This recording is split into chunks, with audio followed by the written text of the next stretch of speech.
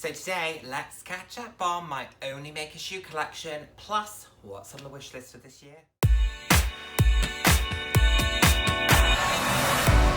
Hello, and the warmest of welcomes to today's video. For those of you who haven't seen my face before, hi, I'm Nick, glad to have you here. For those who have seen my face before, thank you so much for joining me again. I hope you're enjoying my videos. I put out videos roughly 3 times a week on a range of different topics, anywhere from fashion, some slightly more personal topics. So if that sounds like something you'd be interested in, then please do head down, hit subscribe, and turn on the notification bell. I love chatting with you all. I'm all about living life loud, and what that means to me is being your authentic self, being proud to be you, and just celebrating who you are. Celebrating yourself and celebrating others. So, what are we going to talk about today? I'm going to share with you my OnlyMaker shoe collection as it currently stands and the items that I currently have on the wish list.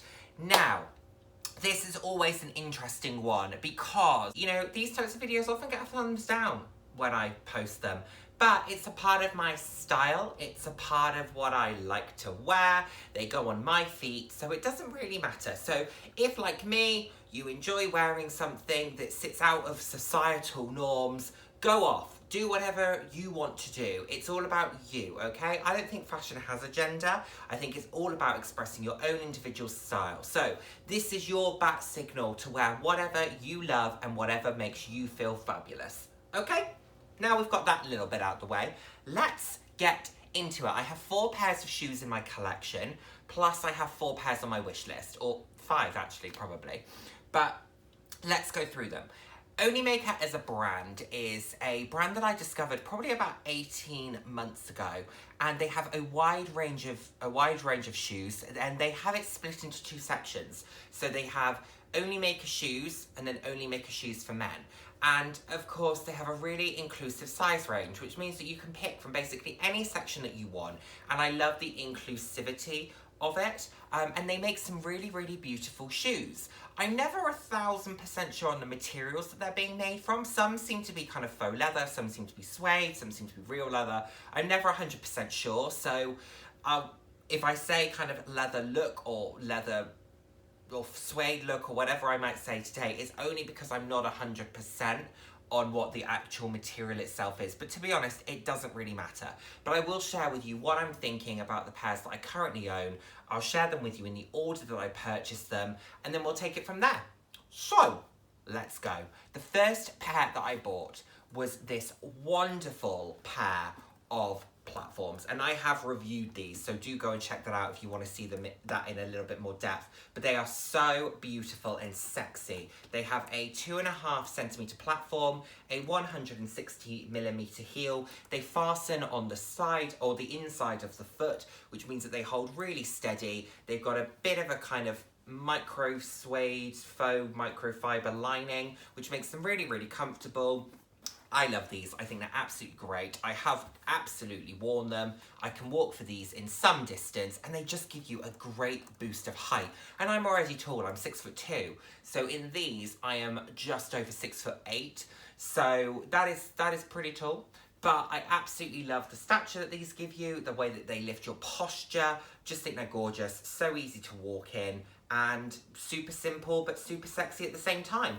I don't think that shoes this tall need to be fussy in terms of the patterns, because the height of the heel and the platform is really quite eye-catching in itself. So I don't think you need to be overly fussy when it comes to large platforms like this. Love.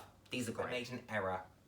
And this is my pair of 160mm platform pumps in the, I think this is a mock leather, might be leather, I'm not 100%, but it essentially has this almost like wood effect in the platform and the heel, and then a leather trim.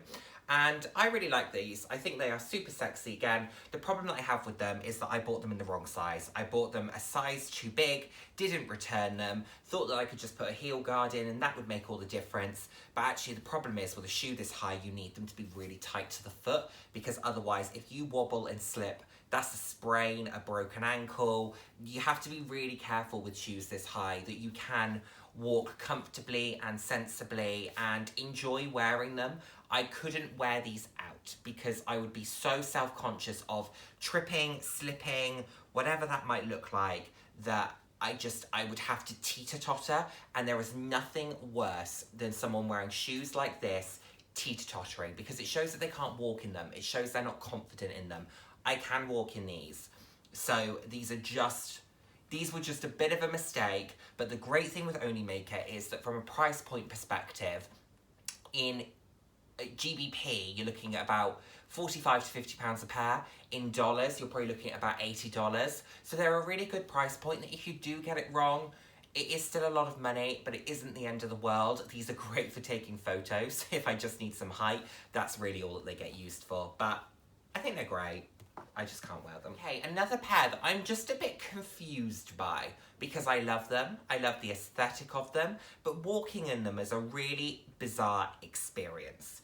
And that is my OnlyMaker 120mm pumps, court shoes, whatever it is that you want to call these. So the reason that I love these is because I love the graffiti, I love the white base, plus the graffiti on top. I think they are beautiful, they are so fun and so eye-catching, pointed toes, super sexy high heel, but also the heel isn't crazy thin for a stiletto. You can get much thinner stilettos than that, so it's not crazy uncomfortable to walk in. The problem that I have with them is that it feels a little bit like the base of the heel isn't aligned with the base of the sole of the shoe or the sole of the shoe. Feels like you're slightly tipping backwards every time, because this is almost lower than this. So this means that you almost walk a bit like that. And it's a really, really bizarre walking experience, and very, very difficult, in fact.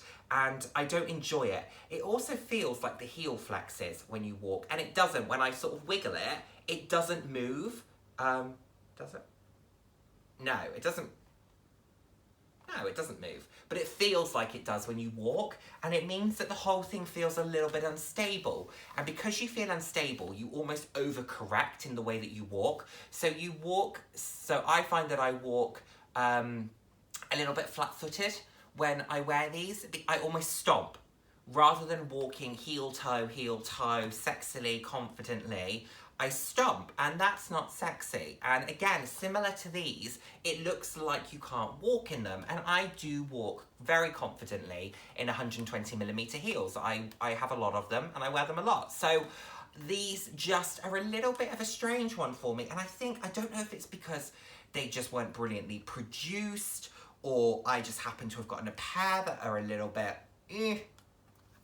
I should be returning these things, shouldn't I? Because I've got two that aren't quite right. I think I would wear these, but, you know, I would refer to them in a similar way to how Oprah refers to shoes like this, sitting down shoes. These are good shoes if you're getting out of the car, the Uber, and you're simply walking 30 steps to wherever you're going, maybe taking a photo, sitting down, getting back up, walking back to your Uber, walking back to the flat. Like, that is all that these would really do me for. I couldn't wear them all night, not because they're uncomfortable, but because of how I walk in them. It makes me really self-conscious, and it makes it a little bit of a nervous experience. So I'm not sure if it's just the style, or if it's just this particular shoe that maybe I'm noticing that. And of course, once you notice something, it's really hard to not see it. So yeah, that's where we are with that. And finally, in terms of my collection, one of the most successful pairs of heels that I own, and I'm so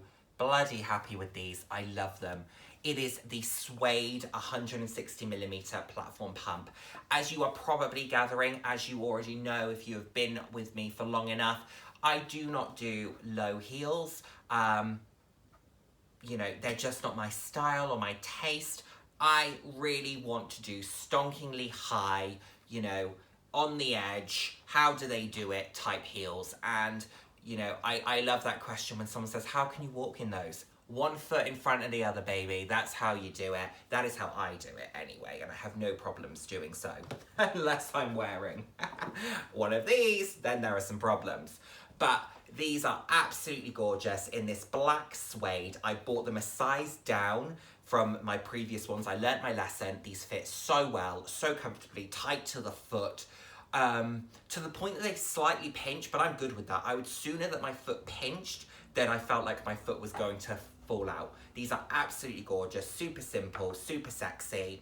And as I said, with with a heel that's this high, you don't need to go for elaborate patterns because the height of the heel itself is the showstopper. And I would wear these probably with a really fun outfit. I'd probably wear them with my blue Zara pattern trousers and just really elongate my whole outfit. Try to do something that looks somewhat continuous so that in all of the 6'8" that I would be whilst wearing these, you just see a silhouette. I would love that. These are absolutely gorgeous. I think I paid about £45 for these. I'm so happy with them. In terms of my collection, these two are my absolute wins, and I love them, and I cannot recommend them enough. If you're looking for a pair of stonkingly high heels, I've got a boot version, I've got this. These are easier to walk in because they're fastened to your foot. These are just sexy as anything. Love. So let's get onto the wish list. What am I thinking about? The first pair that I'm thinking about, and counterintuitively, is a remix of one of the pairs that I already own. I am thinking about these gorgeous baby pink pumps, and these are the same style as these. So I do wonder if I will have that same issue where the sole feels lower than the base of the heel. However, I will purchase them, try them, and if I find that to be the case, they will go back. I will not keep them. But I'm really hoping that isn't the case, so I'm quite excited to try them. I think the colour is beautiful. I love the softness of it. I have a lot of outfits that I could wear these with, and I would absolutely love doing so. We all know that I love pink as a colour, so that would just be a complete win for me. I would be really happy with these. I think they're gorgeous. Next up, another pair of 120mm court shoes, but this time the heel is stick thin and it is sexy as anything. That's not even a song, we're just making it into one. These are beautiful, and in this emerald green. Oh my word, how could you just not want to wear these? These would be so beautiful, so gorgeous. I would probably wear these with an all black outfit and then pop these in, because emerald green is one of those colours that in a certain light it can look much darker than it is, but then in great lighting, oh, it just glows. So I think these will be absolutely gorgeous. Am I under any illusions that these are going to be comfortable? No, these are going to be hellish to wear because they are such a pointy toe. They have a stick thin heel. The material, I would definitely size down in these because I think it's the type of material that could very easily stretch, and therefore your foot could fall out of it. But these are beautiful. They do them in a range of different colours. They do them in a range of different materials. I would probably just go for the emerald green in this velvety material because I think it's beautiful. I love the way the light catches it, and I don't own a pair of emerald green heels, so that could definitely be something for me. I've spoken about how these are an absolute win, so why wouldn't I go for another style that's very similar? And I would go for these, but I would get them with the gold spikes. And they do them in a suede and also a leather or a mock leather. Again, I'm not 100%, but it has gold spikes and a gold metal heel. I think they are super sexy, super fun. They do these boots in a lace-up version, but I'll be honest, I think they are hideous. They do them in camo and a desert colour, and oh, they are just gopping. Apologies for anyone who owns them, they are hideous. There we go, I said apologies and then doubled down on the statement. I'm not actually sorry. I'm sorry you bought them. They are hideous. Whereas the ones that zip up, I think are very simple, very sexy. I wouldn't say they're sophisticated, because I don't think that shoes that are 160mm platforms are massively sophisticated. Depends how you style them. But I think they are absolutely beautiful. I love them. I would love this gold heel. This could be really good fun. I would probably wear those with this bag, because then you could easily match the gold hardware with the gold heel. Wear them in a somewhat casual sense. Throw this on over the top. Love. I think that would be an absolutely fabulous look, and I would be very happy with it. So there we go. We're bringing in some accessories to match other accessories. So yeah, I'm definitely thinking about that. And finally, a pair that I was so close to buying the other month and then stopped myself, and just because I'm trying to think, where would I wear them? How would I wear them? And this is this beautiful pair of like thigh-high mock croc 160mm boots. Where am I wearing these? Like that. What am I wearing them with? how am I styling these? I mean, I think I could style them really easily because you just wear them with a pair of, I don't know, black jeans under them or something like that. And then these almost disappear up the leg. They just give you some height. They elongate the leg. I think that would be great. But they are very, very eye-catching. I'm thinking, how often, realistically, would I wear them? And in what situation would I wear those that I wouldn't wear these? And I would probably gravitate towards these more than I would gravitate towards a over-the-knee, thigh-high type boot, although it's in the mock croc, which I absolutely love. So I'm really confused by them because I want to own them, but I want to own them because I just love them, not because I would necessarily wear them, and that is not the right reason to buy things. I think you should buy things because you will use them and because you will love to wear them. I would love to wear them, but would I wear them out? Not 100%. And they're about £80, something like that. So it's not a small amount of money to just buy something that you don't know that you'll use. Plus, where am I storing them? These will be huge, so I'm not sure on these. I do love them, I really want them, but my head is saying, no, Nick, you wouldn't use them. Come on, yeah, let's put that money into something else, you know. £80 a month, that's a month's heating bill or electricity bill, whatever. So, you know, let's be sensible in the times that we live in and let's not buy the stripper-esque 160mm over-the-knee mock croc boots, as much as we may want them. Those certainly aren't a classy pair of boots. No, sir. No, sir. Anyway, there we have it, everyone. That is my collection of OnlyMakers and also the things that I have on my wish list. Let me know what you think. Let me know if you own any of these shoes. Would you consider any of these shoes? What are your thoughts on stonkingly high heels? Do you think that they are in style? Do you think that they're a little bit tacky? Do you think we're done with platforms? I don't think we are, because we've seen them come back through from Valentino and Versace, etc. So I don't think we are done with platforms. Are we done with slim stiletto platforms, maybe? Because we're seeing a lot of chunky stilettos.